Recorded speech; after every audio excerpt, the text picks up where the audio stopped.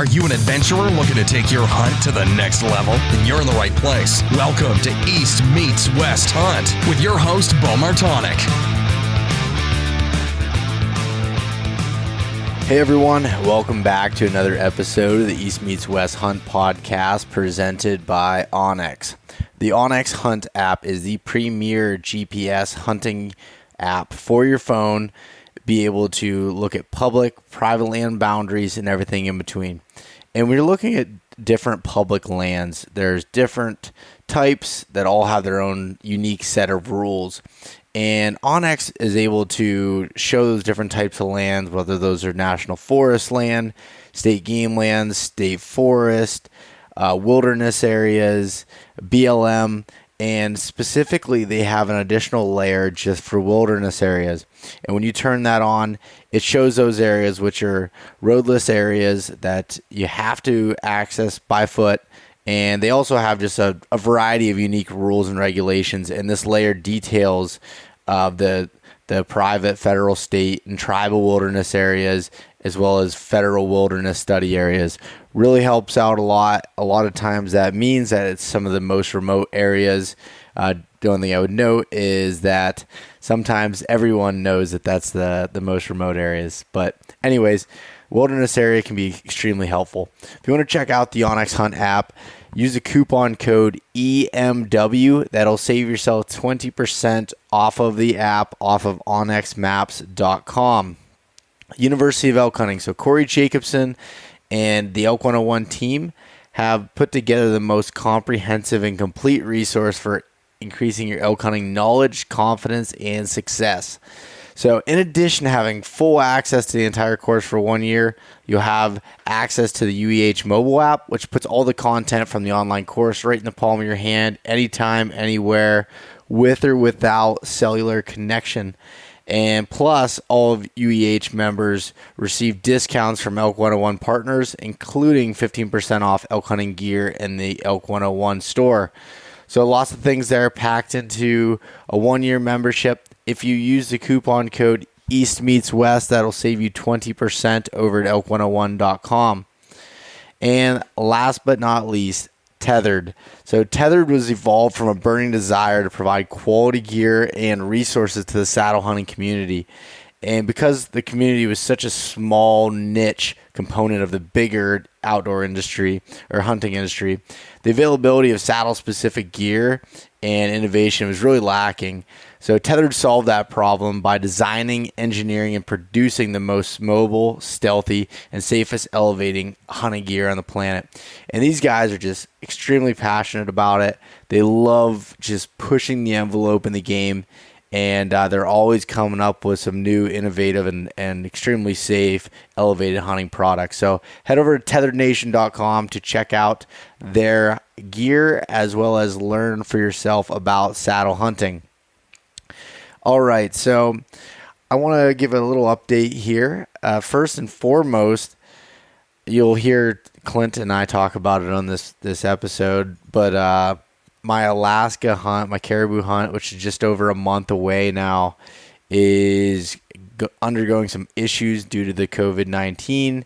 Travel is difficult. They're canceled all of our flights on the weekends. They're not doing any flights into where we are flying into in Alaska, so that's incredibly difficult. So I'm trying to go back and forth with the air taxi to figure out what we can do. Hopefully they can adjust their dates, which is tough because they have other hunters to take in, but to be able to work with us here. But I don't know. It's really frustrating, but that's part of it when it comes to the logistical aspect of Alaska. No, is COVID-19 normally in a pandemic, not normally a part of this, but it'll all make that adventure once it's done, even more memorable. So really pumped for that, to get myself, Michael, and Justin up there to do that hunt and create a really badass film out of it. So pumped for that. And also, just this past weekend, I went up to the Finger Lakes in New York to do a little bit of bow fishing. My friend Ethan Demi runs a guide service up there for bow fishing called Refraction Guide Service, and he had an opening. I had some people cancel last minute, and me and a couple buddies, my buddy Michael was going to Alaska with me, and my cousin Mason, we went up and did some bow fishing all night long on Friday night, and it was a blast. I've been bow fishing before, but I've never done it on a boat with lights and the whole thing. But man, it was a ton of fun, and so shot a lot of carp and just had a really good time. It was just if I would highly recommend anybody's got like a bachelor party or just wanting to go away for a night or so and do this, definitely give Ethan a call, because that was like I said, some of the most fun I've had in a long time. But then I came back on Saturday, drove back down here, and Clint Casper paid me a visit.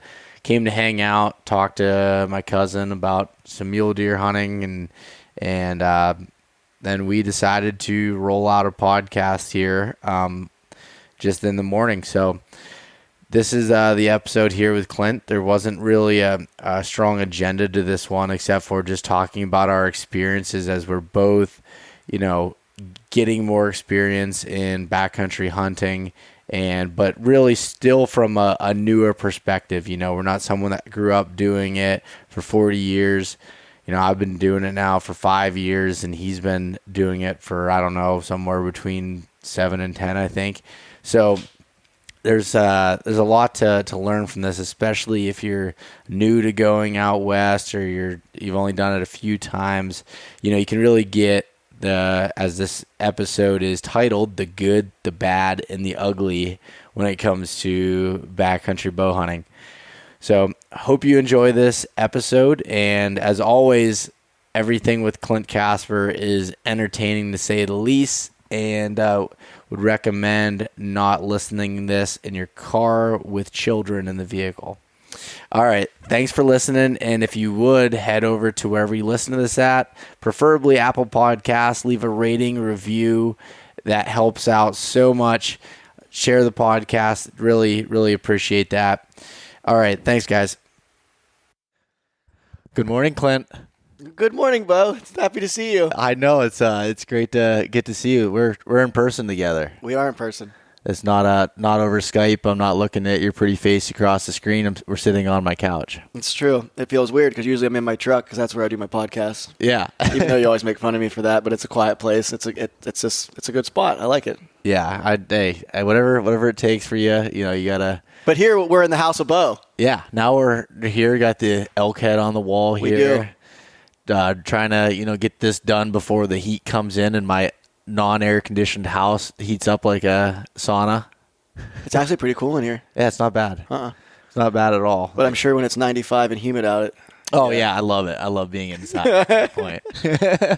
And obviously, I waited until like it got really hot, decided I was going to get a portable AC unit, and everybody else had the same exact idea. So they were all out at Walmart. So I bought a little box fan that I see that. Yeah, the thing, Lasco over there. Oh yeah, when you fire that thing up, it literally sounds kind of like a weed eater, and it just like rattles across the floor and jumps and walks itself. It's diesel powered. Oh, diesel powered. Yeah, I thought so. Yeah. Hook it up to the generator and take her off. That's what you have to do if you want a good fan. So it needs to be powered a little bit differently than electric. So is what it is.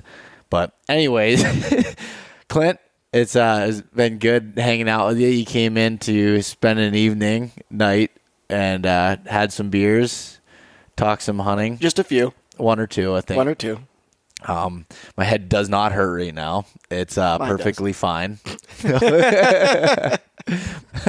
One too many bush lights, I'd say. Yep. I did stick to that. I was smart. There was an opportunity there to slide over to the dark side of liquor, and I didn't do it. I'm happy about that. Same here. I'm happy about that. Yeah, that's. I was offered a couple of shots, and I was happy to just not do that. Yeah. I'm smart. The older I get, I'm getting a little smarter, Beau. Really? Mm-hmm. I don't know if I 100% agree with that, but anyways. This is my show, not yours. Don't steal my thunder. Okay. All right, I'm done. Like I said, getting smarter as I get older. Thanks. Well, I had you on here about a month ago now, so you're kind of a frequent flyer as normal, coming back on the show. And I'll talk a little bit about what's going on with Clint Casper's plans, with this year. And, is COVID kind of affecting that, or what it's looking like for your hunts? I don't think, man, God, it's such weird times we're in right now. I don't think COVID's going to affect me a whole lot. So I got a Utah mule deer tag, I got a Colorado mule deer tag, and I got an Idaho late season archery tag. So I'm going to fly out, I think, early to Utah, probably the second week, and go help a good buddy, Devin Leonard. He's got a tag. Hopefully, try to help him get one killed early. I probably won't hunt till the rut on that tag, but I'll turn around and go to Colorado the end of August. It opens September 1st. I think it's the first or 2nd. So I'll go from helping my buddy in Utah straight into Colorado solo, and then whitetail season will start in Ohio, and then probably around Halloween, somewhere between there and Thanksgiving, I'll go back to Utah and hunt. Hunt my archery tag, hunt the extended hunt. That was fun last year, going out there and hunting the rut. I honestly would rather hunt that rut than hunt the rut at home, which it is what it is. The mule deer rut's a lot more fun, I think. I want to experience that at some point. Yeah, it's fun. It's fun to running. It'll be nice too gun. when Clint sends me all of his waypoints. So it's I just want to make sure that I'm getting right in. Oh yeah, I won't even send him. I'll just transfer him right over. I can just slide him right onto. Just give me your Onyx account. Yeah, I was gonna say I'll just let you log in. You'll see all my scribble scratch and be like, wow, look at this. Well, that's good that it doesn't seem like this is going to affect you a whole lot. You're pretty flexible as far as your flying schedule. Yeah, I mean, I'll drive to Colorado and then I'll fly to. I already got my plane ticket for Utah to go out early, and then Idaho I'll probably drive. I'd love to fly on that one, but that's usually such a cold hunt. It is nice to have your truck to move. I mean, with snow and cold, you just don't know what you're going to get into. So I'll probably end up driving out there. So Utah will be both trips to Utah I'll fly right into Salt Lake. And so, yeah, I mean, as far as I know, it shouldn't affect anything. I flew in Wyoming back in the spring. I was in Wyoming and flew back home from there. Was on 4 planes. Wore the mask and seemed like it was cool. Yeah, and it worked out. I mean, it's weird. I feel like if you're doing hunts that you're not needing to be certain times and stuff. I feel like things get canceled, moved around a little bit. So if you're flexible, you're all right. And I hadn't talked about it on here yet because I just found out. But my flights got canceled to Alaska for the caribou hunt because they're not flying on the weekends to this town and all this stuff. So try and move that. But then, the air taxis already got scheduled hunters coming in and out, so they can't just move things easily. So it's been a cluster trying to figure out what to do.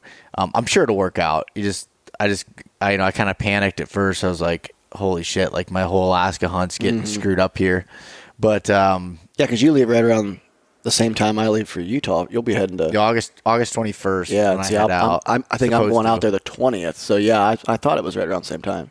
So that's what I'm trying to get out there. And with Justin coming to film it, he's coming back from another hunt, so he can't go any earlier. He has days on the back end, but I don't know. It's going to be difficult, but it'll work out. It always does. So. Yep. But yeah, other than that.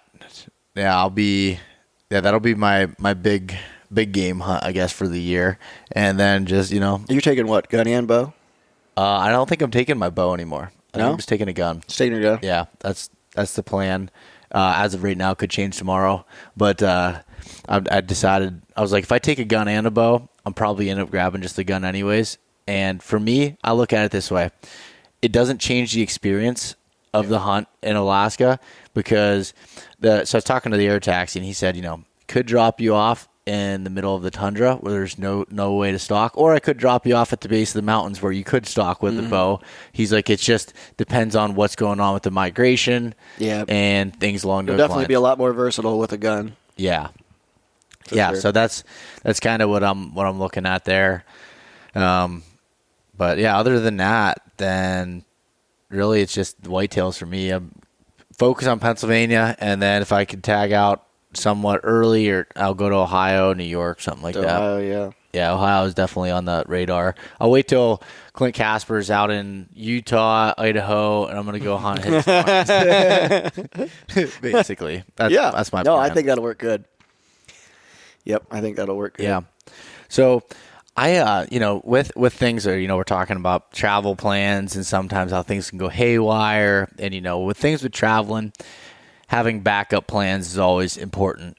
But I mean, the same thing kind of comes down to when you're hunting, and whether it don't matter where you're hunting or what you're hunting, this kind of same theory applies. And before we got on here, we were talking about your mule deer hunt last October, was it, or last year when you went to Utah? Yep, early end of September, early October.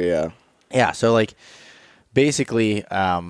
When you go into any area, having, or just any hunt in general, with everything, have a backup plan upon a backup plan upon a backup plan. I don't know about you. Do you write anything down, like when you're doing this? Like, how do you organize it? Yeah, I'll write it down, and then I always have like a little notepad deal on my the little notepad app on my phone, and I try to make like a kind of a list on that too, just something I can like physically look at while I'm out there and be like, all right, so this is, step, here's what I'm thinking. But like in Utah though, I mean, pretty much got my teeth kicked in every day. So my little notes and my app and all that could have been tossed out the window at 80 mile an hour because none of it mattered, and I just got my ass kicked. So it's just kind of like, yeah, those are great plans, Clint. Yep. No. Not. I was coming off my Colorado trip, finally getting that buck killed, and was just pumped, like super long shot, and probably one of the best shots I've ever made, and just great buck and velvet, and just the whole deal was awesome. And then had like a full head of steam coming into Utah, and had all these plans, and just was like, oh man, I'm going to go out there and crush it, and go hunt the front. And absolutely just, I mean, that's the most I've ever had my teeth kicked in on a hunt my entire life. I mean, moved camp like 6-7 times, had like 140 miles in 8-9 days, just couldn't find a mature buck to even attempt to put a stock on. Like, I couldn't even find one. I mean, I was finding deer, but everywhere I went, everything I did, it was just, between pressure and them migrating down a little bit, a lot of dark timber, and they were just in those timber patches. And I mean, dude, it was rough. I mean, I knew it was going to be a tough hunt, but I was prepared for like a 5 or 6 out of 10 scale on the tough, and it was like a 12. Yeah. So yeah, like I got my, I got in the first night, flew in, my buddy picked me up, dropped me off at the trailhead at 12:30. I got up into camp at like 4 a.m, set up camp, and then slept for like 2 hours, and then it was daylight, so we're going to go glass. Well, when I went to bed, temperature was dropping, and I knew it was going to get cold, but wasn't anticipating what was coming. I woke up to like 4 inches of snow, and it's like 11 degrees out, and I'm like, this is October. I mean, this should not be happening right now in Utah. And I'm just like, well, Skylar and Nicole Richards, 2 good friends of mine, they knew I was coming in to hunt. I woke up to this text I got on my inReach from Nicole, and she's like, hey, dude, not sure when you're coming in, but a huge storm just blew into where you're going to be at, like really cold, really snowy. Just giving you a heads up, and I'm like, I'm here. She's like, what? I'm like, yep, woke up to 4 inches of snow, and it's 11 degrees. She's like, oh, shit. I'm like, oh, yeah, it got real quick. Yeah. In between that 3-hour window of me getting my tent, everything set up. Good thing you got that all set up. Oh, I put my big Agnes. I got a. Is it Copper Spur? No, I've got the Fly Creek Ultralight 2. Okay. I put that thing to the ultimate ultimate test on that one. Yeah. Did it hold up? Held up. I mean, I've had that tent for like 5 years, and I've put it through some shit, and that was between the wind and the snow, and yeah, that was one of those moments where I was really happy I had a really good sleep system and a really good tent. Yeah.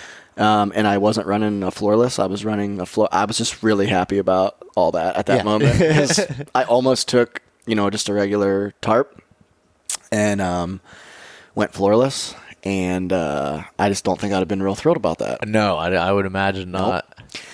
Nope. And that's, a sleep system. Man, I know a lot of guys that skimp on like a sleeping bag. Like I personally run Western mountaineering bags, and ultra lightweight, super warm. They're expensive. I mean, you feel like you just took a house loan out to buy one, and it's one of those things where I think people try to cut corners. I would rather cut corner on my bow than cut corner on my tent, my pack, or my sleep system. Yeah. I mean, I'd rather have a cheaper sight than have a cheaper sleeping bag. Yeah, and especially when you're because you can get away too. Yeah, like you can get away with something cheaper on your bow. Just be a little extra careful, Mm-hmm.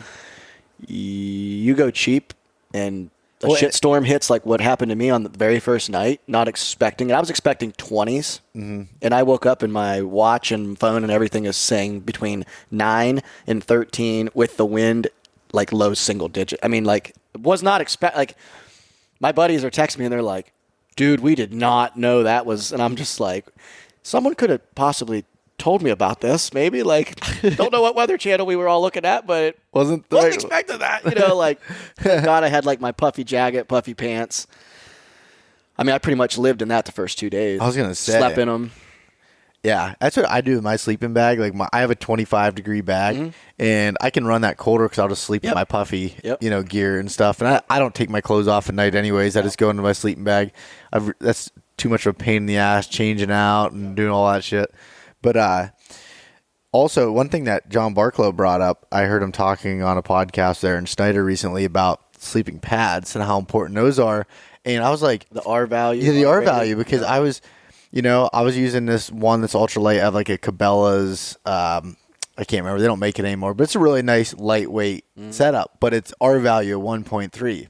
I wonder why I was on these hunts where spring and summer max, like even early fall. Yeah, that's about all it's good for. Yep. So I just bought one I bought a Climate one. It's a 4.5 R rate, so to use in Alaska and for more later season type hunts. So it's also not just even the having quality stuff. It's having the right tool for the trade as well. And the sleeping pads, like I know the trend is everybody wants to count ounces and be ultra light, blah blah, and I get that. I get that, but over 5 ounces to sleep really good on a 4.5 inch thick R value of 6.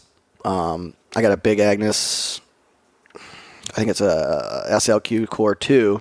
It weighs 5 or 6 ounces more than your standard pad, but it's 4.5 inches off the ground. Yeah, I can roll around. It's not noisy. Like I will sleep twice as good on that as I would a pad that's half the weight, blah, blah, blah, blah, blah, half the price, all that bullshit. But for me, well worth it. Because if you're not sleeping good, within 2-3 days, you are burnt. It's over. You're done. Yeah. I mean, so like, and everybody wants to count ounces, and I fall into that. But there's some stuff where I just don't care. I'm like, yeah, that's 5 ounces heavier than that, but I will sleep way better on that. That's going in my bag. Oh, yeah.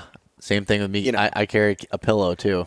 Yeah, I have a little Climate one. Yep. Yeah, I had one of those ones. And it weighs like, I don't know, 2-3 ounces. Yeah, I'm just nothing. Like, okay, I can take a pee and lose that.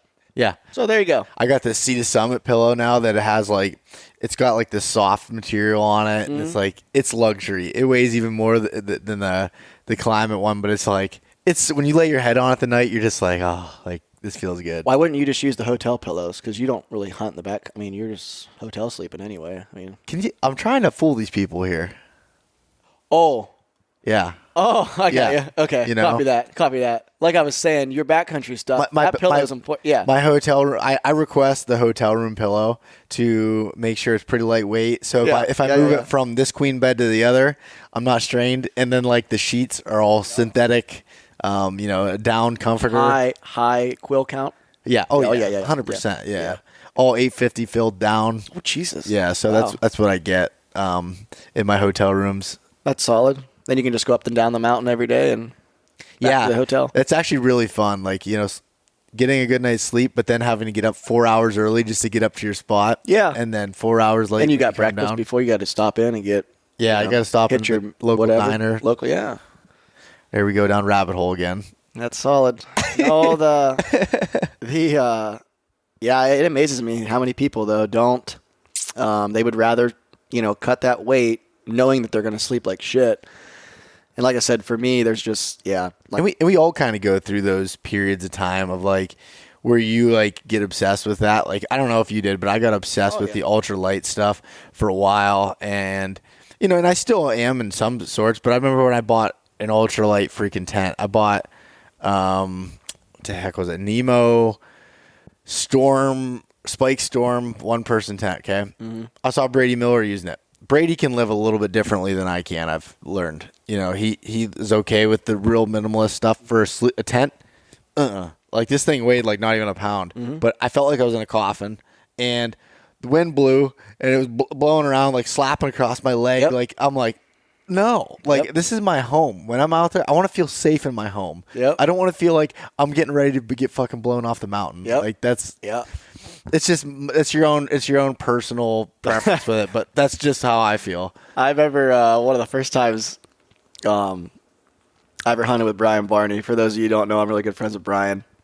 One of the first times I ever hunted with him and his good buddy Dan Hebron, who I've got to be real close with too. When we were on an antelope hunt and got to this new spot, and Brian's like, all right, let's just pack in, like we don't need to go very far, but let's just kind of, let's get away from the truck a little bit. And then in the morning we can already sort of be like where we want to be. I'm like, well, it's late. It's like 2 a.m. I'm like where you want to sleep, And he's just like, oh, we can just take our tarps and just find an elk bed somewhere and lay in that. And I'm like, gonna do what?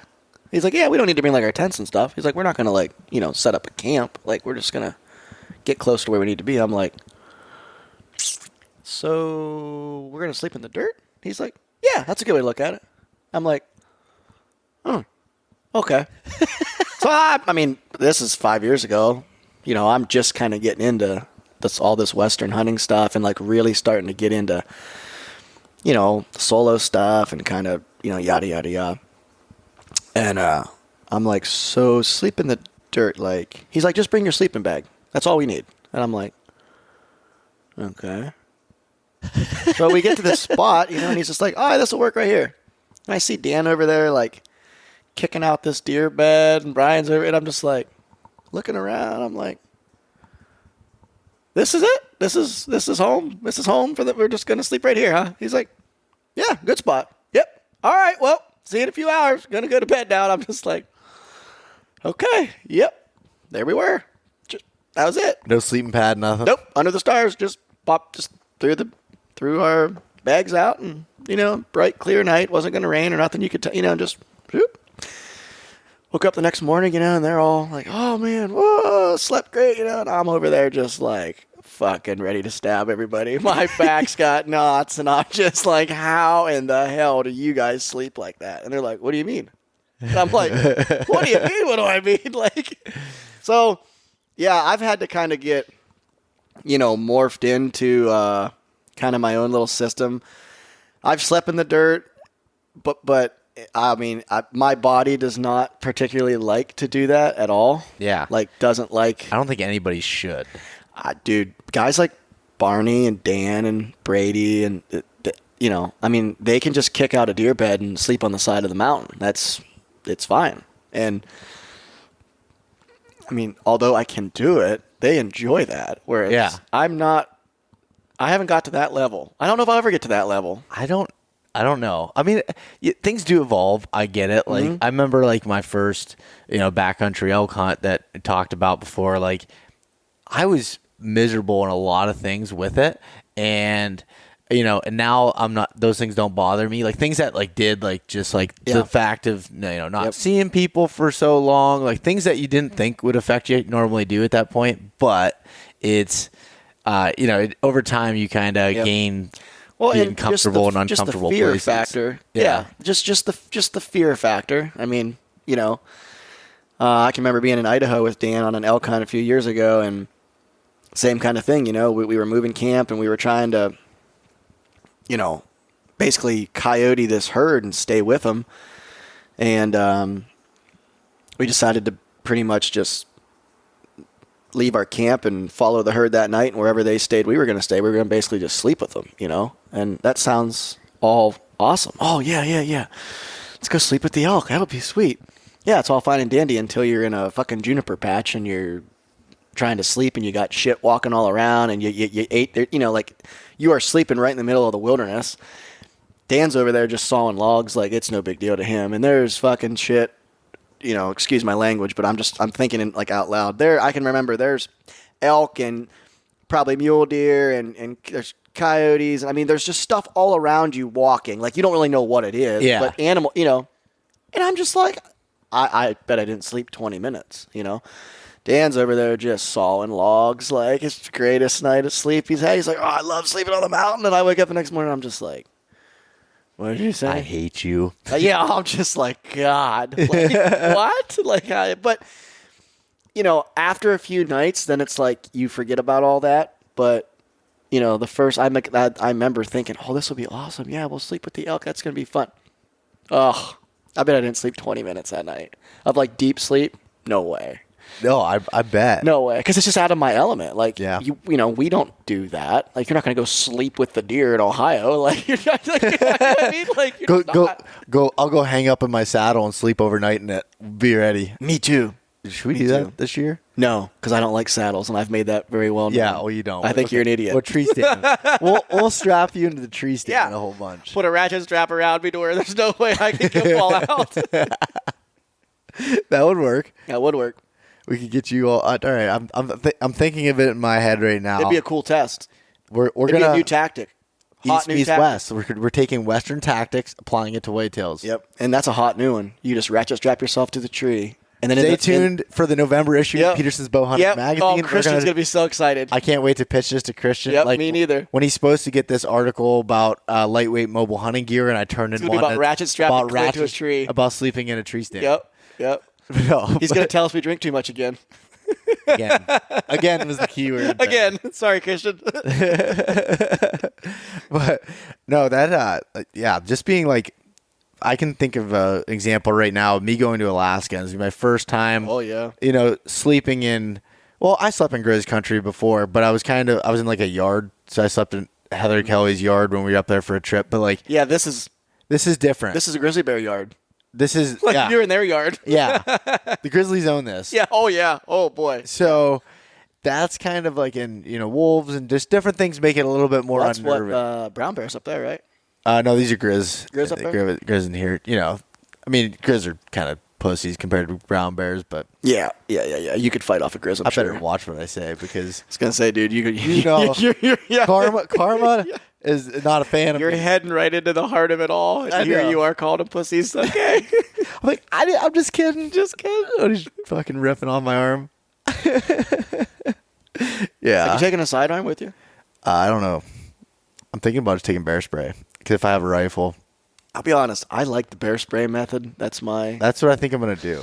Everyone's always like, oh, it's stupid. And I'm like. And I was one of the ones that would have called you stupid. Yeah. But after like really looking into it. Yeah. And my brother's, really into guns and doing stuff and always practice stuff. I don't practice a ton with doing that. He's like, Beau, you're best. If something's charging at you and you have a quick, you're better off pulling a bear spray out and having to be able to spray than trying to precisely put this 44 Magnum shell into the skull. Well, this is how I've explained it to people, how I look at it. If someone comes at you and is yelling and screaming, I'm going to murder you or I'm going to rape you, and you've got 2 seconds, you can either pull a pin and toss a grenade, or you pull out your 45 and you've got to make that first shot. Like, you're going to have enough time to probably shoot one round. Mm-hmm. I don't know about you, but I'm going to pull the grenade because I know for a fact, like, I'm stopping the threat. Yeah. 100%. Might not kill it, but I'm going to stop it. Yeah. I'm going to give myself a chance. The gun thing, yeah.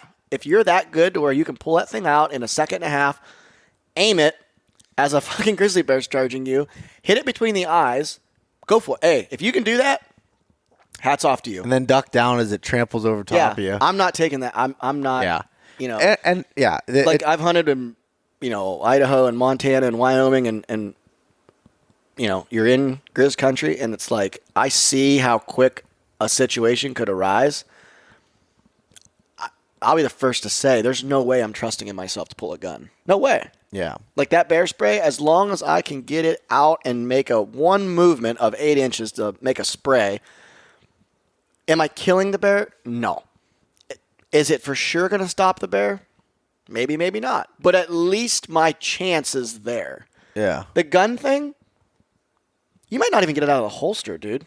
Yeah. I mean, so then what? And it's tough to be able to. So I'm looking at, all right, a gun big enough to shoot a grizzly bear or actually make an impact. My 40 that I normally carry for black bears is not going. All it's going to do is laugh and piss him off. Probably. So I'm going to carry my 44 Magnum. Sound scares him. Yeah. So I'm going to carry my 44 Magnum. I have no good way of holstering that to carry it on me at all times. Mm-hmm. Like, I know they make ones that go underneath your bino harness. They make ones that, I usually run one on my pack, but if you don't have your pack on, there's just like so many different things. Yep. And I'm like, this isn't making sense. So I think I'm going to I have a Mystery Ranch bear spray holster I bought years ago because it was on sale. And I bought that and that new Sitka bino harness. I think I'm going to try that out. And it's got where you can put the MOLLE webbing attachment on there. So I might run the bear spray, right there on my chest. Probably point it towards me. So that I freak out and I hit it and then I squirt myself in the eyes. But look at it this way though, if you do that, you won't see it. You wouldn't see the bear coming anymore. You're right. I'd be like, my eye. And then you're done. And then as you're getting mauled to death, but still you'd be like, I didn't see it though. That's very true. Didn't see it. So always pulling out the positive in things. Well, you got to look at it like that. I mean, that would be, and honestly, maybe you're screaming like as you hit yourself with it. That might scare the bear. He might feel sorry for you and be like, what a dumbass. I'm not even going to fuck with you, dude. Like, just what an idiot. Pennsylvania guys. Oh, yeah. Yep. Typical idiot. Doesn't hunt on Sunday. Yep. PA boy. Well, I did when I got charged by that black bear about a week ago. I got charged and I drew my pistol and I had it on her. I did it good, so I felt confident. When was that? I didn't tell you about that? No. Oh.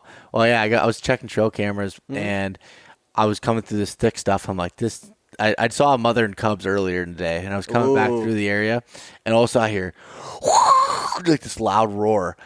Shit. Come rushing, so I drew my pistol, pulled it out, and she came rushing about, 10 yards or so, and I'm screaming at her, and she stops and gets up on her hind legs, and I'm just holding that pistol right on her. And she gets down, starts walking away, and then comes rushing again. And so I do the same thing.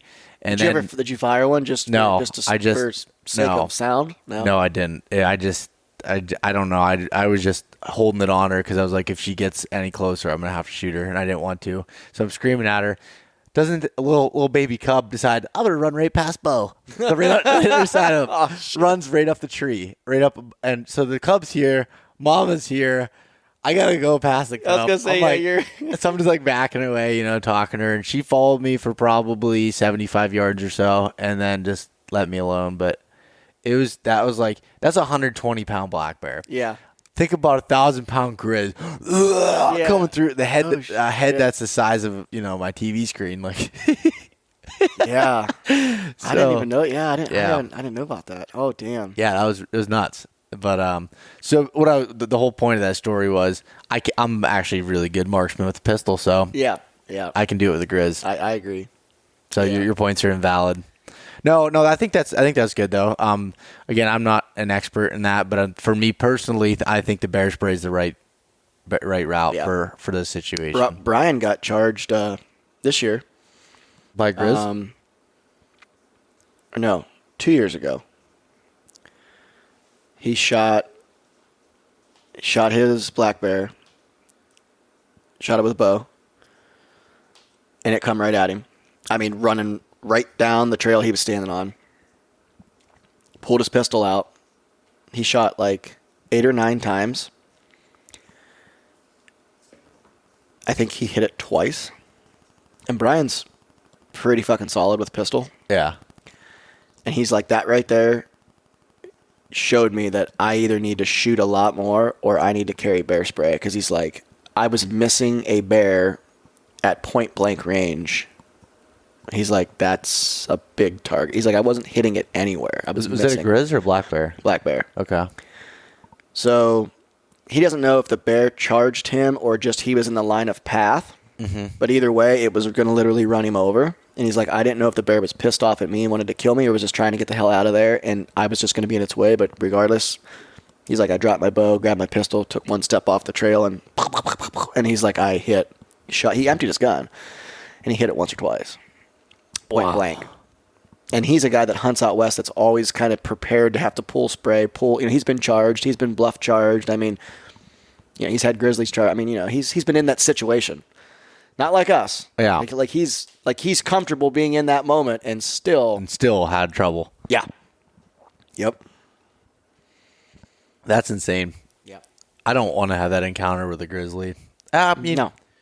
Even black bear, I don't even want to have that. No, it kind of, because I've become really lax with black bears around here. Mm-hmm. Probably not for good reason, but I just never had an issue with them. I've seen them.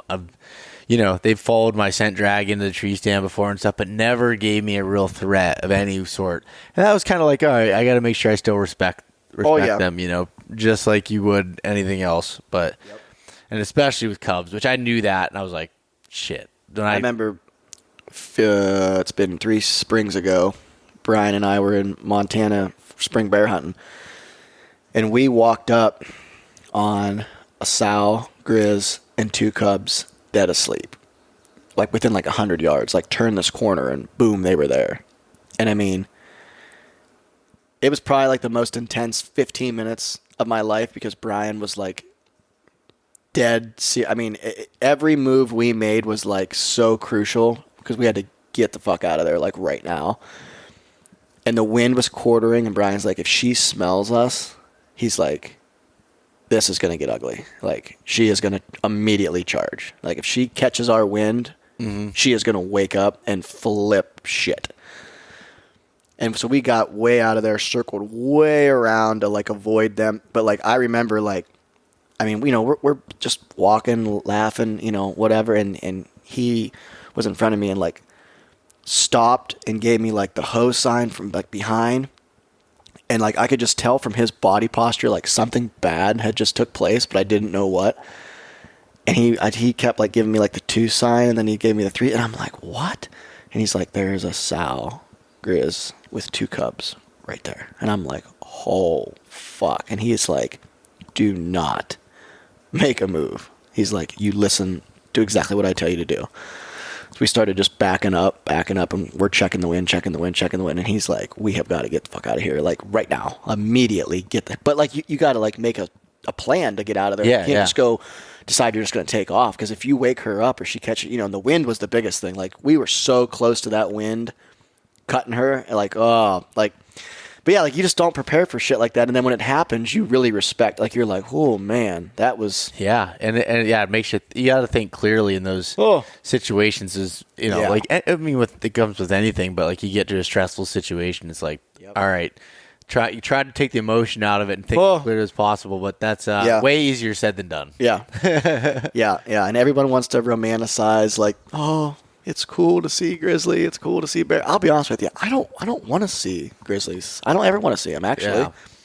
That's why I would have a grizzly tag for some odd reason. I don't want to see one. Never. Like, it's just something I don't want to see. I'm cool without not seeing those.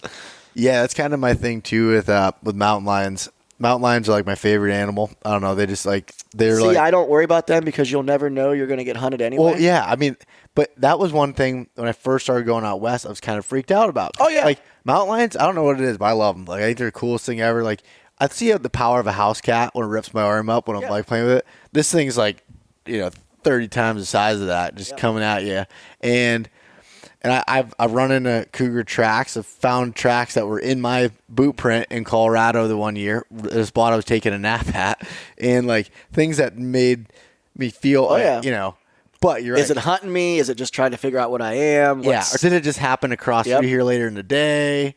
You know, but. When I killed my cat in New Mexico all those years ago, I can remember skinning it out. And, I mean, they are pure muscle. I mean, there is no fat on them. I mean, it is just a block of muscle. Like, one of the most crazy, I would say it probably is like the craziest thing I've ever actually looked at as far as like animal wise was with that cat completely skinned. Like, I remember just being like, no wonder they can take a mule deer up a fucking tree. Yeah. I mean, their whole body, everything, I mean, it is just, they're just a brick of muscle. And it all is just working together in one unit. And, like, how they use that long tail, I mean, they're just the leverage game that they have, like, the way they're built. I mean, people ask me all the time, aren't you worried about bears, wolves? Bears, wolves? Yeah. Mm-hmm. Lions? No. People are like, how the hell are you not? I'm like, because I'll never know it. If a lion decides it's going to hunt me, I will never know what happened. You'll never know it's there. It's going to jump on your back, and in half a second, it's over. Done. Like, you won't even know what took place. I'm like, so I don't even worry about it. I mean, like, I do, but, like, realistically. It's not worth because there's nothing you can do about it. No, anyways. absolutely not. A wolf, I would take my chances any day with wolves and bears over a lion. Because if a lion decides that guy, that lion's walking through the woods and say, I'm going to kill that son of a bitch today. Yeah. He will. Oh, that's it. It's over. Yep. Yeah. If he picks you out of the crowd, he's like, yep, the idiot over there with the East Meets South or East Meets North, whatever the hell his podcast is called. That's it. That's lunch today. It's over. And you'll never know it. Like, the way they hunt, you would never know. Never know. So I'm just like, Do I worry about it? Yeah, but honestly, I don't, because I'm just like, I won't even know it anyway. Not like a bear, you'll probably hear it, see it, like, oh shit, mountain lion? Nah. You're probably going to be bent over doing something or walking, and that's it. It's over. Done. Your neck is snapped. Everything's over. It's over. It's over. If you go like that, if that's how I'm going to go, I guess that's how I'm going to go. I mean, you know, I guess it'd be a cool story. Maybe you could write about it, pitch that idea to Christian. Yeah, we could do that. Yeah. But, okay, so, you know, mountain lions, you know, you said that you don't worry about them because of that for good reason. But, like, wolves, what are your, like, opinions on them? Have you ever had any encounters with them? Did you? In Idaho I have. I mean, wolves are scary because of there's never just one. Yeah. So, like, when I hunted, God, when was that? 2009, I think, up in northern tip of Saskatchewan, Canada for bears in the fall. I had those big-ass timber wolves around me all the time. And it was kind of one of them deals where I got sort of used to being around them after a few days, but I mean, it was still a really eerie feeling. But I watched 5 wolves hunt this cow moose and this calf one day, and this is whenever I really kind of was like, wow, that's freaky. So this cow, she took her calf out to this little peninsula, swam out to it. And she had been there for like a day, and she was living over there. And she took this calf out there trying to get away from those wolves. Well, the wolves figured out. She went over there. I watched 3 wolves swim out, get on that peninsula, and the other 2 go to the other side. It was like an orchestrated deer drive. Those 3 went through the water, got up on that little peninsula, and you could see them like going across like this little, like, you know, the way that peninsula laid, it was kind of like a hillside, and then it flattened out at the bottom, but there's water like all around it, you know? So they basically just drove her off that hillside down into the bottom and into the water, and as soon as that calf hit the water, all 5 killed it in the water and drug it to shore. Like, wow. They knew she was there. Yeah. And they knew if there was 2 or 3 of them coming in from one side, the other 2 or 3, she would wind. And that would make them go, like, they knew their chances. Them. Yep. They knew that their chances was they needed to get her in the water. Those wolves are from Pennsylvania, professional and deer drives. I think so. And it wasn't a Sunday, so it was legal. Wow. Yep, it was a Saturday, actually. Because I'd have turned him in. I'd been like, you can't do this shit back home in Pennsylvania. So stop, halt. Hold on. You got to wait. Where's your orange? Yeah. But yeah, I watched that, and I remember being like, wow. That's insane. Like, they probably couldn't find her for a day or two, and then realized she went out there, took that calf, and they knew, okay, we got to get her and this calf sort of separated, and we need to get them in the water. Our chances are way better. Mm-hmm. That's what they did. That's crazy. Yep. I have a wolf tag for Alaska. I'm going up there. So I'm pretty pumped about that. But wolves fascinate me. They're like the coolest, I don't know, there's a lot of political things that go in with wolves, but I just looking at them, they seem like such a cool animal, but at the same point, I'm not ever going to be like, I want to hunt with wolves. I want to hunt around wolves. No. In Idaho was the first time I hunted a place that had wolves, and the locals, when I shot my bull, one guy pulled in. He's been hunting this area for 50 years. He's like, "You using that bugle tube there?" I said, "Yeah." He's like, "Expect for a mountain lion or wolf to come in and attack you." I was like, "Oh, okay." And then he pulls out his picture book, and he's killed mountain lions that he called into sets with his bow, and wolves, everything. I'm like, man, this guy was actually. But I mean, probably not every time you pull this out is one of these animals going to appear and attack. Yeah, but I got what he was saying. It's a real thing, which is kind of crazy. So I just go up there and I cow call. Yeah. Oh, look at that lion! This is easy. Yeah. But and there was also, when we were there, the game commission was riding up and down the road, and they were trying to look for this lion that was tracking these people that were packing out an elk. They turned around and saw the eyes behind them, and it kept following them. They couldn't get it away. Shit. Yeah, it was pretty crazy. They're trying to track down that lion. But that lion was just messing with him. He could have had them killed 10 times over. Oh, 100%. Yeah, if he wanted that elk or he wanted them, it'd have been over. Yeah. It's funny, we're talking about this, but I never hear anybody talk about the predator aspect and how you feel with it, because I feel like everyone's wants to act like, I'm too tough. That doesn't. Yeah. No, I'll be the first to admit that shit's real and that shit's scary. Yeah, that's so true.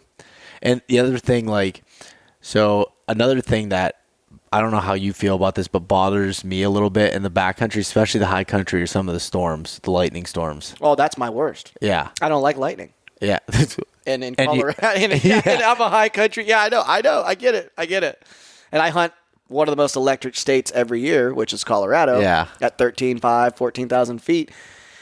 You get shish-kebabbed up there, you're fried. I mean, if it even hits close to you, you're fried. I mean, I've rode so many storms out by myself, hunkered down behind a boulder or something because I didn't get down to timber. I mean, I've got to the point now where I watch the weather really close, and midday, I've already got a game plan of when I see clouds roll in, because every day you're going to have one come through. Oh, yeah. So, and now I'm just at the point where it's I know to prepare for them, but it's really honestly one of those things where it's a fear that's never going to leave my mind, but I've prepared for it, and I've been in the situation, to where I'm all right, I know what to do. I've been here before, but in plain words, it's still no fucking fun. No. I mean, it doesn't get any more. It doesn't get fun at any point. And you probably look at your camp setups and things like that to try to make it better, or don't you? Yeah. I would love to camp up on ridge lines and saddles and stuff where I'm going to glass and be able to basically get out of my camp in the morning, take a piss, make some coffee, and be like, yep, I'm here. I'm here to glass. This is where. But dude, you're just asking for, I did that one year, one night. I had to literally pack my camp up in the middle of the night and get down to timber because the storm was so bad. And that was basically, I think that was God being all right, let me show you why you're a fucking idiot. Yeah. And then this is why you're never going to do this again. I mean, I was scared shitless. I'm packing my stuff up at 2 a.m. in the middle. I'm diving down into the timber, just hunkering down, in blowdowns, trying to ride this shit out. And I'm just never again. Never. It does suck having to climb, 800 feet right off the rip in the morning and have to make a big push, but honestly, like it's way better. The risk versus reward. Yeah, on that, yeah.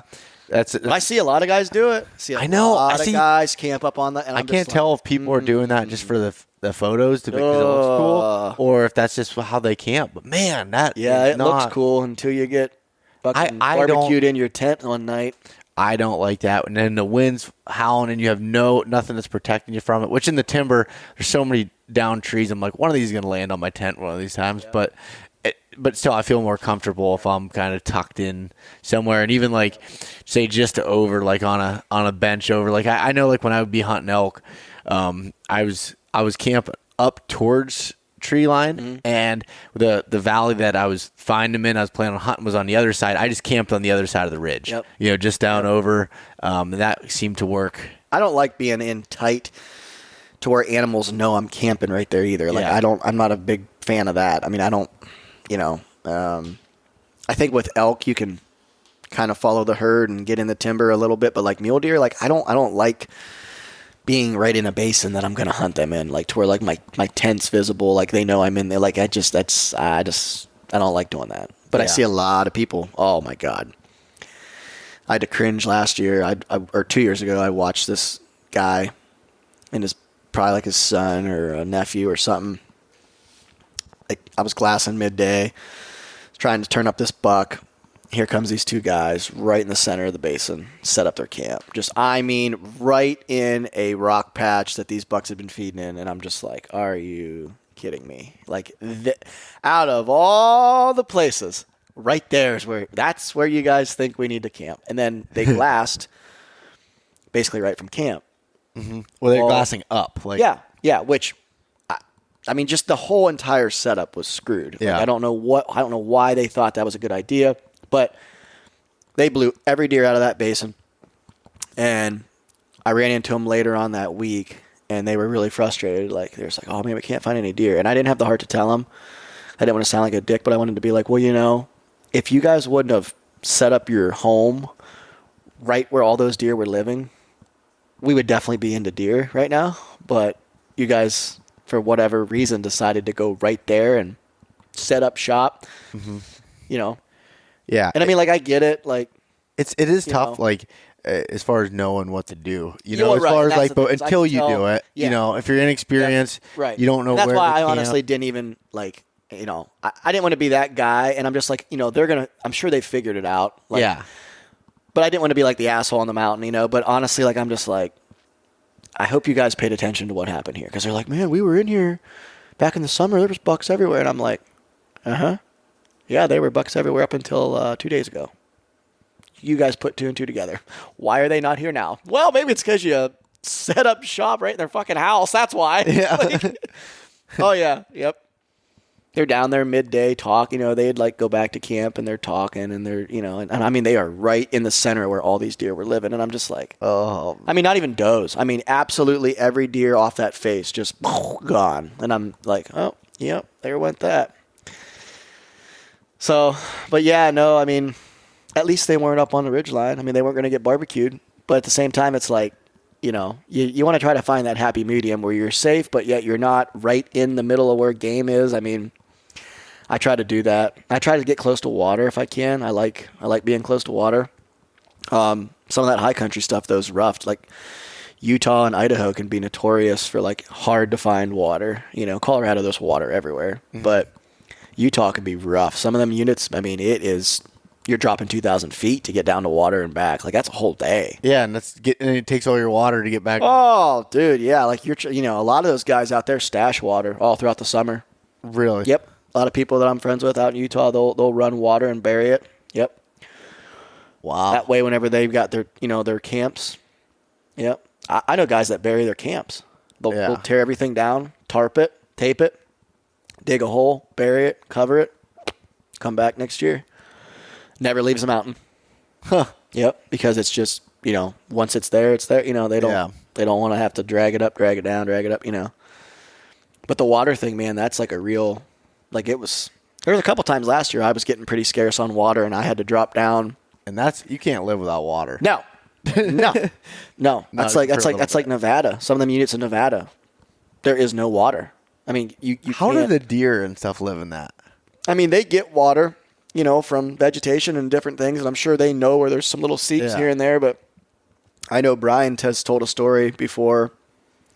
He killed a buck that was, I want to say it was like 16, 17 miles from his truck. He just kept going and going, and he got so far back to get away from people. There was like 100 people at the trailhead opening weekend, and he was just like, oh my gosh. So he just kept going, and once he got to like mile 8 or 10, it dropped way down to like a few people.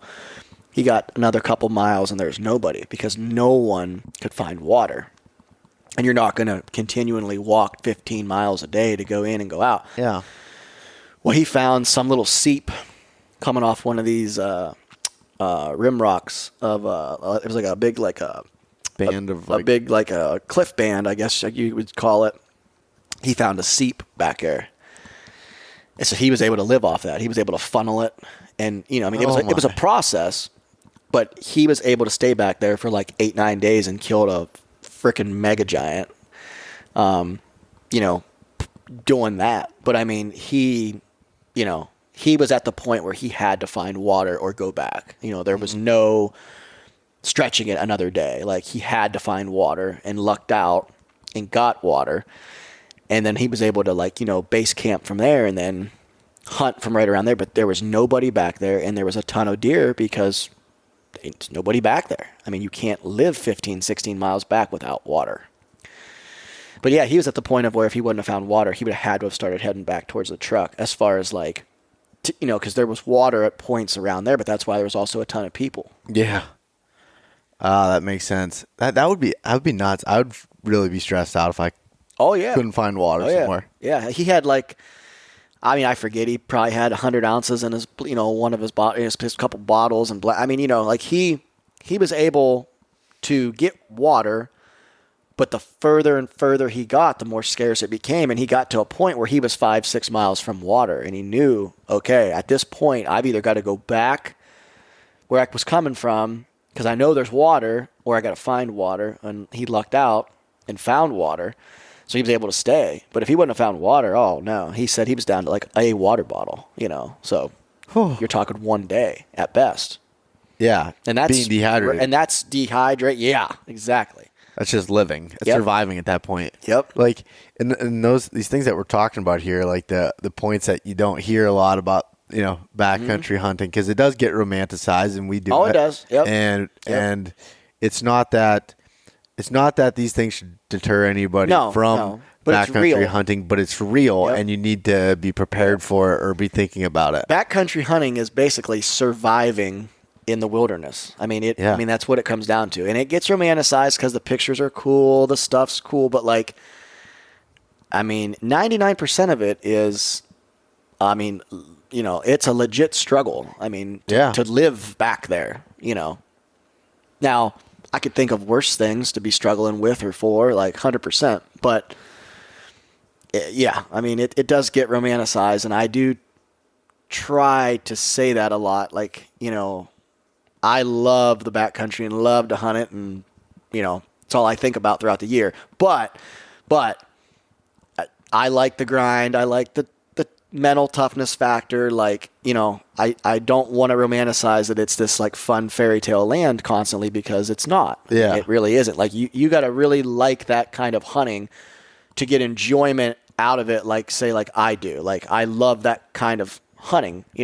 But someone that doesn't like that mental grind constantly would absolutely hate that style of hunting. I mean, they would do it 2-3 days and be like, how in the hell does anybody like this? This is no fun at all. Yeah. You don't knock it until you try it, I guess.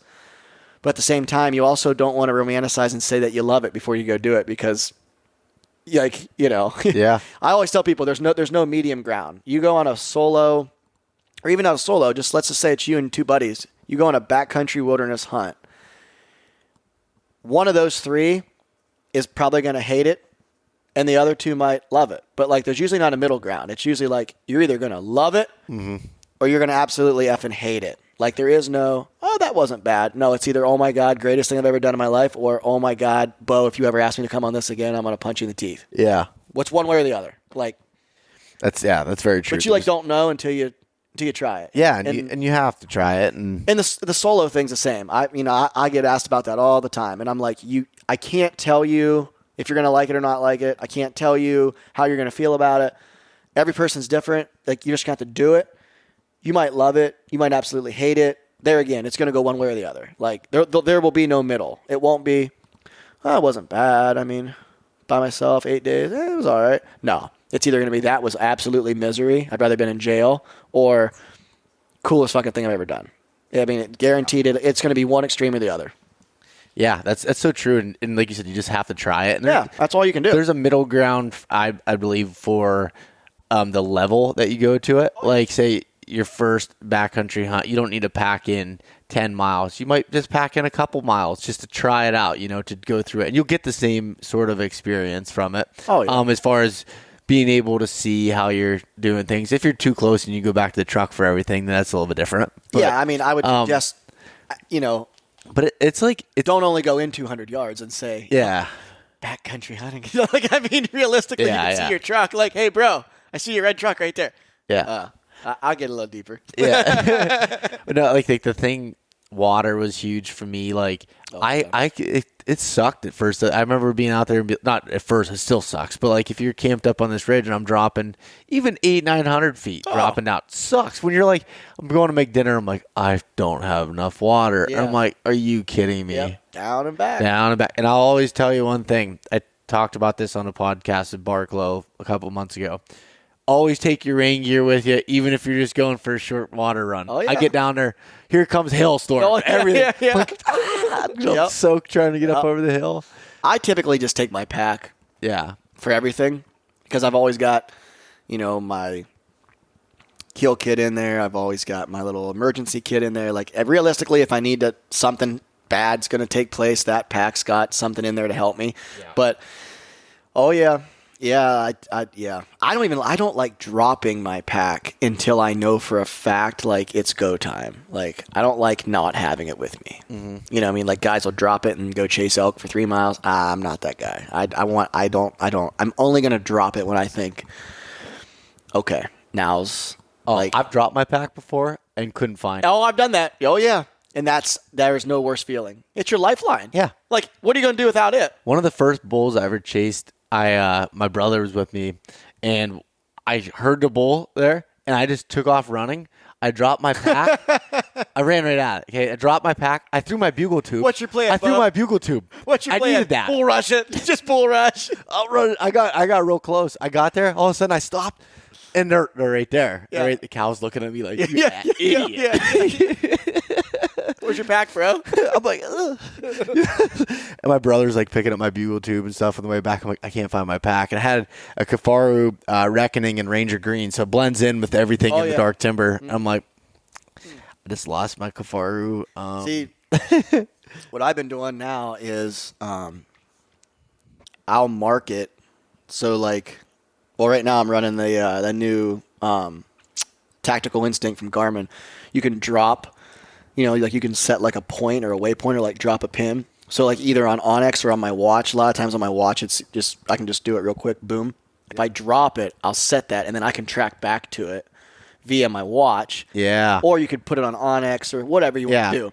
But I mean, Onyx and taking a picture works really well. Yeah. So you can see what the surroundings look like. I've tried to get really good at like remembering to do this. And like last year, I was just going off my Garmin and I was just like pinging it on like a spot where I could track back to my pack if I needed to. But yeah, another step would be, take it to the next extreme and take a picture or put it on your watch and your phone on your Onyx. And then like you're for sure, like you're in good shape because spending 2 hours walking around trying to find your pack looking like an absolute idiot is no fun. No. Like, zero fun. And I've been there. Most people that have hunted out west have been there, even if they don't want to admit that. Like, I know guys that have spent half a day. Really? Yeah. Yeah. Oh, that'd suck if you really just couldn't find it. Oh, yeah. You're done. I mean, yeah, I was going to say, like, it's what are you going to do now? I mean, everything I need basically is in that. Yeah. It'd be like losing your boots. You're packing your boots and your weapon. I know a guy that walked back to his truck 9 miles with no boots. Why? Took them off. That's something else I don't do. I don't lose my shoes. It's not my jam. No. Oh, for like a stalk or something to be quiet. Oh, I mean that's what that person did. Yep. I run. I really like the super, super lightweight, almost like a tennis shoe type boot for elk and mule deer. Later on in the season, you're obviously not taking your boots off in October and November, but like early on, I want to run a super light. Like I run those Crispy Thors pretty much all year in the early season, and they're like a tennis shoe damn near, and I can feel really good. They're really quiet. They're really light. Yeah, I'm not a fan of the. And I mean, I know there's people out there that would be like, "Oh my God, you're an idiot. You need to take your shoes off." I don't want to do that. Yeah. I don't like to do that. Your feet are kind of your lifeline. Like, you cut your foot on a, piece of scree or sharp, cactus, or, if you mess your foot up because you don't have a boot on, your hunt is over. I mean, if you were, and I'm not a fan of that. I don't like taking my boots off. Yeah, I think that's. And then, like, if you lose them, then what? You're 10 miles deep in Colorado and you lose your boots. Can you imagine how painful that would be? That's what I'm saying. What now? Like, Cry. yeah, exactly. Just pray. Just sit down and cry. God, can you drop me a new pair of Crispy Thors? Just drop them out of the sky. I don't care if they're orange or green. I don't care what color. Just drop them. Here comes this guy just walking off the mountain too and just drops a pair of boots off. Yeah, he's going. These are yours. Yeah, that's what I mean. Yeah. Dropping the pack, dropping the boots, man. I don't like that. Yeah. Because that's just one more thing of like, shit. Man, talking about this really has me wanting to do a backpack hunt for elk or something again. Like this year I won't be doing, which I cannot be complaining. I'm going to Alaska and getting dropped off in the wilderness. That's its own experience, but I love that type, of hunting and just that experience and these stories. Talking about them again, it's like the unknown, especially if you're with good people or you like doing it solo. But like, I've also enjoyed it if you're with the right people. That like. My brother, when we're together, it's funny because whenever we're like in something that's painful or like it really sucks, we just like we laugh about it. Like, oh, this is really cool. Like, I love doing this. I love having to climb all the way back up here when I'm hungry. And we laugh about it. And that's what my knees feel really good right now. Yeah. As they're all bruised. I remember crossing all this deadfall with Dan one time in Idaho, and I mean our pants and everything black. And from crossing and snapping, I mean, it just like the inside of our legs and knees were just black and blue, I mean, just like from just getting beat on from this deadfall. And we were in the dark getting back to camp. We got back to camp and he's like, that really sucked. I was like, I had a fucking great time. I was like, I was like at home for fun. Sometimes me and my friends would just hit each other with rolling pins right against the knee. Pretty much like what we just did there. I'm like, I love that. I'm like, what do you mean you did? He looked at me and he's just like, what? I was like, oh, you didn't have fun? That was awesome. And he's like, what? And I'm like, I'm kidding. I'm like, I was fucking miserable. I was terrible. That sucked. Yeah, but like we laughed about it that whole night we laughed about that. Because he's like, when you looked at me, I was like, oh, I had a fucking great time. You didn't have fun doing that? He's like, I was like, he's high. What do you mean it was that fun? I'm like, we were so bruised up, dude. Our legs, our knee. I mean, that deadfall is so unforgiving, like slipping and falling. And I mean, everything's charcoaled. You're black. I mean, it's just, there's nothing fun about it. I mean, it's just literally like, it'd be like if I just took a rolling pin right now and just beat the shit out of your legs and your kneecaps and then was like, did you have fun? Was that fun? Yeah. Yeah, that was great. And all deadfall, I found like is at an awkward height where I can't go underneath it, but my legs are too short to just step over. Right. Dragging my balls across the top of it. It's built for guys that are 6'2", 6'3", not 5'10" like us. Yeah, I know. I was like, then my cousin Mason, who you met last night, he just like, whoom, he's 6'3" and has a stride that's like a freaking horse. Yeah. So yeah. Yeah, his hips go up to my shoulders. Yeah, I was gonna say, your whole body's like his leg. Yeah. I was like, oh man. At this point, I wish I was taller, but yeah, man, that's all the fun of the adventure. We laugh, say fun, because it's really not fun. Like at the time, like it does suck. A lot of it does. There's but a lot of moments that you're in that you hate. Yeah. But then you look back and like you said, you're like, that was fun somehow in a way. I want to go do it again. Yeah. Well, Clint, I think this about wraps this one up. I hope that everyone gets pretty pumped up from this. I mean, I know I was getting excited just talking to you. We kind of came into this one not with a whole, a lot of plan as far as what we were going to discuss. No. Come into this straight off of a long night of drinking beer. Let's just be honest. That's what we did. We did. Very foggy mind this morning, cloudy. Mind. Woke up and was like, you want a podcast? I'm like, yeah, that's a good idea. This is what we needed. Something that wasn't real hard to think about. Things we were just telling stories about it. And I think a lot of people listen to this and be like, wow, after listening to that, I don't ever want to fucking hunt the backcountry. Yeah. And that's our plan. That is our plan. Get people out of there. Yeah, realistically, archery hunting's lame. Backcountry hunting's lame. I would never go hunt mule deer. They're stupid. Yeah, they're dumb. Yeah, they're dumb. They're dumb. They're too easy to kill anyways, I heard. Yeah, that's all. God. Anymore, it's just like, I'm like, really? You're going to give me another mule deer tag, Colorado? Yeah. God, okay, I guess I'll go kill another 190. That's like my 18th one. Oh my God. Shut up. So, all right, Clint, where can people find some more information on you and check out some of your bullshit? Pornhub. So Peterson's Bow Hunting, you'll find me in there, right? Full time for them. Me and my main man. Well, me and Beau's main man, Christian Berg. Love working with those guys. Casper Clint on Instagram. Clint Casper on Facebook. I mean, I'm kind of the, I guess, what'd you call me the one time? A podcast whore? Podcast whore, yeah. So a lot of podcasts with Beau and all the homies over at Working Class Bow Hunter, Kurt and the gang, and Brian Barney. I just did a good one with him over at Eastman's Elevated. So, yeah, kind of bounce around, with kind of. What's good, though, is, all years are different. They're not – I don't like bringing on guests that are, go through everyone's podcast, but, there's not – any 2 years that are talking about the same thing, and I think that's important. Well, and it's cool too because all you guys know each other and are buddies and friends. Yeah, I mean, it's kind of the whole my circle's the whole everyone I podcast with is kind of they're all sort of connected. So it's fun to I guess I get passed around. I'm not gonna lie, I get passed around. I get abused. I do. Take it like a champ. I do. I know it's a damn shame. It's a damn shame. It's sometimes I'm just hey, could we not pull my hair so hard and just be a little nicer on me? All right, Clint. Well, you have to get back and I do some work on the farm. I do. I got a bunch of I got 6 or 7 loads of straw. It's got to get unloaded this afternoon, and I need to go pull a few cards, shoot the bow. I need to finish an article up for Christian that was due a week ago that he's probably mad about. Christian. Sorry, Christian. I can hear him now. Instead of out drinking all night last night with Beau, you probably should have finished that article. Yeah, I'll get to it. I'm busy. All right, we'll see you, Clint. Thanks, Beau.